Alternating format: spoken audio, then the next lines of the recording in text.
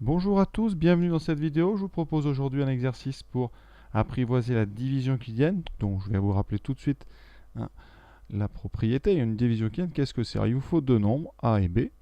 A entier. Ici, je vais donner la définition de la division euclidienne dans n. Donc A est un entier, ça c'est la lettre pour les entiers naturels. B est un entier naturel non nul. On ne divise pas par 0, donc ici on met B appartient à n étoile. Faire la division euclidienne de A par B, c'est réussir à écrire A comme étant B fois Q plus R, avec Q un entier naturel et R un entier naturel qui vérifie une propriété très importante. Il faut absolument que R soit plus petit que le diviseur, c'est-à-dire B est positif. Donc on a 0 inférieur ou égal à R, strictement inférieur à B. Voilà. Je rappelle le vocabulaire. A, c'est le dividende, B, c'est le diviseur, Q, c'est le quotient, pour ça qu'on a choisi la lettre Q, et R, c'est donc le reste. On va tout de suite s'insérer dans l'exercice. On nous dit que la différence de deux entiers naturels A et B, donc déjà, première chose, on le note, très important, A et B sont entiers naturels, donc A et B sont positifs. D'accord? Ça va avoir son intérêt, parce que ça nous évite, évidemment, des recherches inutiles quand les nombres qu'on trouve sont négatifs. Donc A moins B vaut 779. Donc, deuxième remarque, A est donc plus grand que B. Ça, c'est pas forcément utile, mais ça peut avoir son utilité à un moment dans le sujet. Donc on n'oublie pas que forcément A est plus grand que B. Et maintenant, la division qui vient de A par B donne 11 pour quotient. Donc le quotient, ça sera 11. Et 49 pour S. Ça veut dire qu'on peut écrire A comme étant donc B fois 11 plus 49. Je rappelle donc, 11 c'est bien un nombre entier naturel, c'est le quotient, 49 c'est le reste, et on doit avoir donc 0 inférieur ou égal à 49, strictement inférieur à B. Donc deuxième info, B est plus grand que 49. Donc ça c'est deux choses, on doit avoir A plus grand que B, pardon, et deuxième info très importante, B est plus grand strictement que 49. Et maintenant, on doit déterminer A et B. Alors, on a, vous voyez, ici, on a deux conditions à vérifier en même temps. On est donc dans un système. Chaque équation est linéaire. Ça veut dire que les variables A et B sont de degré 1. Il n'y a pas de division par des variables. Donc, on a ce qu'on appelle un système à deux inconnus. Deux équations, système linéaire, très facile à résoudre. Pour résoudre un tel système, il y a plusieurs méthodes. Ici, comme on a A en fonction de B, une méthode qui va marcher, c'est la substitution. Donc, peut-être vous montrer un petit peu les différentes options que vous avez. Méthode 1, ce qu'on appelle de la substitution. On remplace donc A dans la première ligne par 11, B plus 49, moins B égale 779, et on garde la deuxième ligne pour pouvoir retrouver A quand on aura la valeur de B. Donc là, on est toujours sur des équivalences, on peut remonter en arrière. Ici, on enlève 49 des deux côtés, donc ça sera 779 moins 49, donc 730. 11b moins b, ça fait 10b. Donc vous voyez qu'on trouve tout de suite que b, on divise par 10, b égale 73.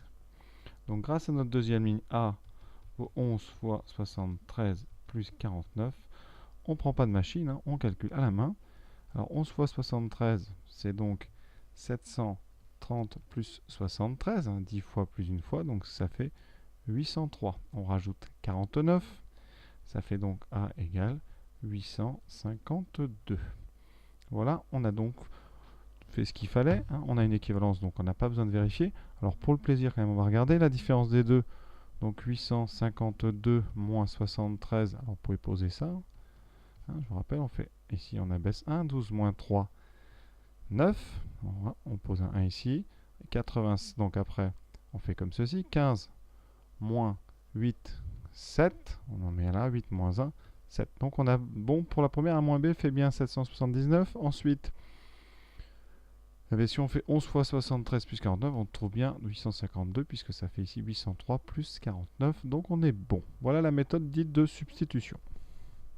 Deuxième méthode, ici, une soustraction de deux lignes qui a pour intérêt, ici, de faire disparaître A. Donc, ça veut dire vous gardez, on va faire la première, la deuxième, là, A égale 11B plus 49, et à la première, vous lui enlevez la deuxième. Donc on va faire A moins A, donc 0A, moins B, donc à gauche on a moins B, Ça vaudra donc 779 moins 11b moins 49. C'est-à-dire qu'on fait ligne 1 moins ligne 2. Alors on peut s'embrouiller dans ce genre de soustraction, c'est pour ça que moi je préfère, vous allez voir, faire la méthode 3 avec des combinaisons. C'est-à-dire qu'on met tous les inconnus à gauche. Ici, vous voyez un b qui est à droite, alors ça peut être perturbant. Donc après, vous mettez les b à gauche par des soustractions, ça fait 10b égale 730. Et on est exactement au même endroit que dans la méthode 1. Vous voyez, ça se recoupe, hein, heureusement. Troisième méthode, la méthode, on va dire, classique. Pour faire la méthode dite des combinaisons, vraiment, pour être un puriste, on fait a moins b égale 779. Et après, l'autre équation, on met b fois 11 à gauche.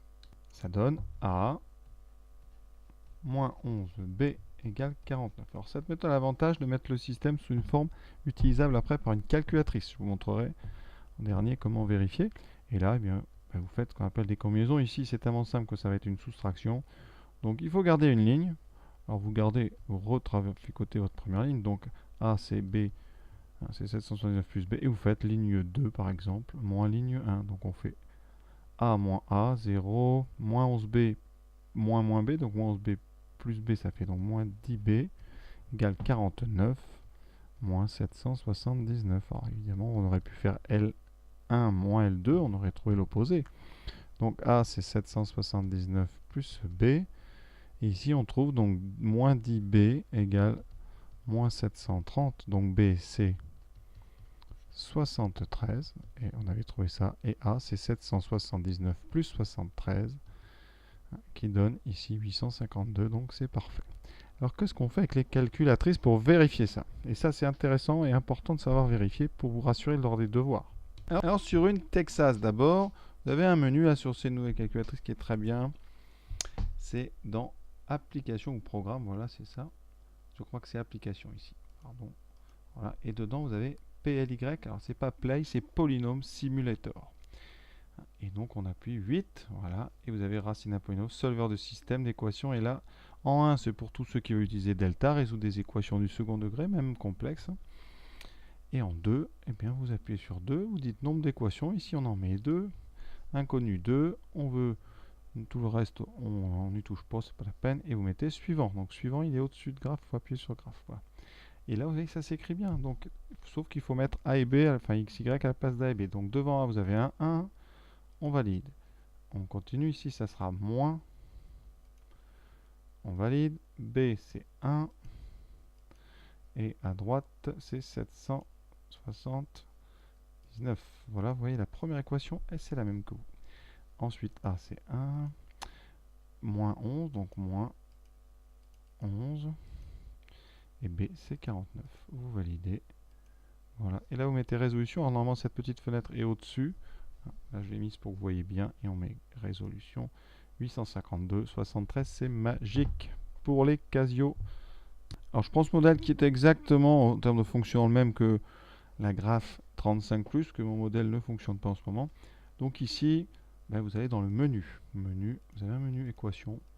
Alors, sur les graphes 35, il doit être en 8, si j'ai une bonne mémoire. Et donc ici, vous avez soit en français, soit en anglais, simultané, ça c'est système polynomial, c'est les polynômes. F2, c'est donc pour résoudre toutes les équations du second degré. F1, donc j'appuie, je suis donc ici, combien d'inconnus? Unknown, il faut parler un peu l'anglais. Certains l'ont en français, ici vous mettez 2 et vous écrivez les coefficients. Alors pour bien comprendre les coefficients, vous voyez l'équation en haut, ax plus by égale c. Donc on est bien sur la bonne forme. Le coefficient du premier, la première inconnue, c'est 1. On ne met pas les lettres ici, elles n'y sont pas. B, c'est moins 1. Voilà, C, c'est 779. Vous voyez, c'est pour ça que c'est bien de mettre les inconnus à gauche, les constantes à droite, pour avoir un système qu'on peut rentrer direct dans la machine. A en bas, son coefficient, c'est 1. B, là, y, c'est moins 11. Et ensuite 49. Vous n'avez plus qu'à valider. Et vous appuyez sur Solve. 852, 73, on a gagné. Voilà. J'espère que vous avez aimé cette vidéo. En tout cas, à très bientôt, j'espère, et bonne continuation.